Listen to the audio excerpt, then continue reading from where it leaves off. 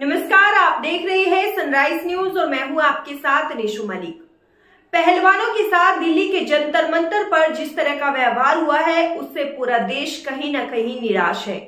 देशवासियों का कहना है कि जो पहलवान हमारे लिए मेडल लेकर आते थे उनके साथ इस तरह का व्यवहार कहीं न कहीं सबकी आंखों में खटक रहा है।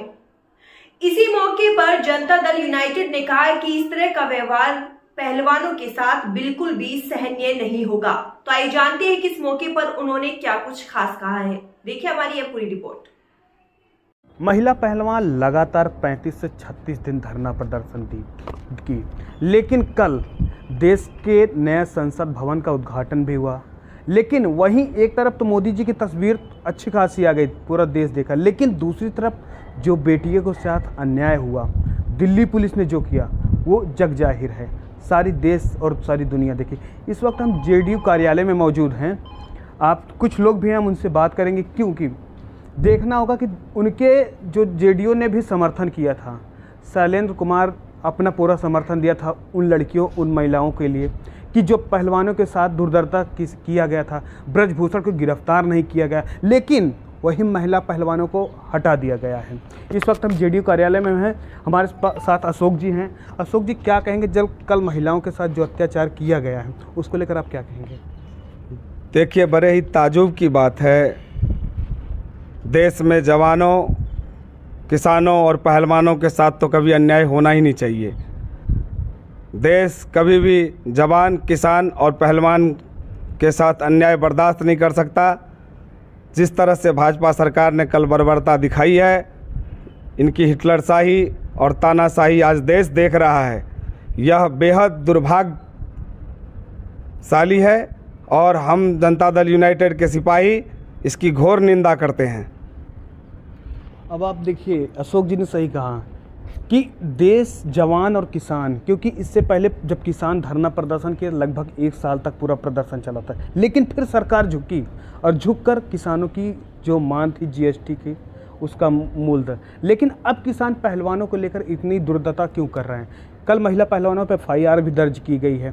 और आप देखिए, दिल्ली के अंदर लगातार मिनिमम महिलाओं के साथ अत्याचार हो। हम कंझावला केस की बात कर लें, जगह जगह बात कर लें, आखिर दिल्ली पुलिस क्यों नहीं सुन रही महिलाओं की सुरक्षा को लेकर? दिल्ली पुलिस क्योंकि एक केंद्र सरकार के साथ है और हिटलरशाही मोदी की चल रहा है, तो पूरा देश में जो दुर्गति हो रहा है महिलाओं के साथ, आम जनता के साथ, महंगाई इतना जो हो रहा, सिलेंडर के भाव 1200 हो गया, पेट्रोल के भाव 100 रुपये किलो हो गया, डीजल के भाव 100 रुपये 90 रुपये किलो हो गया, ये सब महंगाई इनके हाथ में आ गया है सरकार, क्योंकि बस 2024 तक चलेगा ये, उसके बाद आगे नहीं चलने वाला, क्योंकि जनता सब दुखी है, पूरा जनता दुखी है। पुलिस इनके हाथ में है, पुलिस के जो कहता है वो पुलिस सुनता है।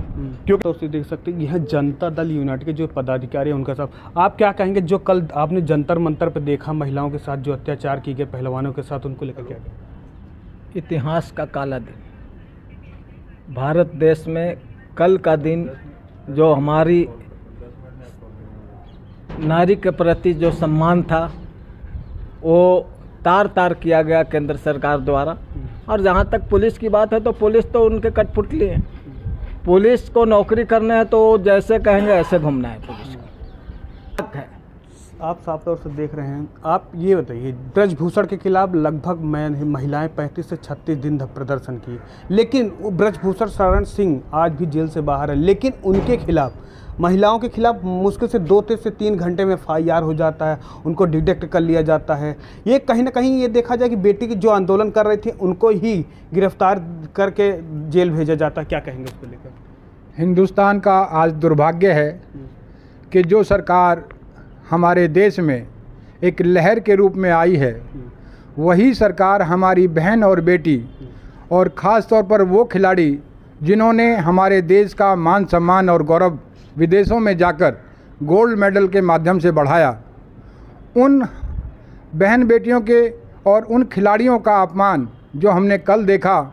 शायद हमने इतिहास में सुना था कि अंग्रेज़ हमारे देश में बहुत ज़्यादा अत्याचार करते थे, लेकिन हमने कभी देखा नहीं था, सुना था और कुछ किताबों में, इतिहास की जो किताबें हैं उनमें पढ़ा था, लेकिन कल अपनी आँखों से जो दुर्दशा अपनी बहन बेटियों की अपने पहलवानों की, अपने जवानों की, अपने किसानों की देखी।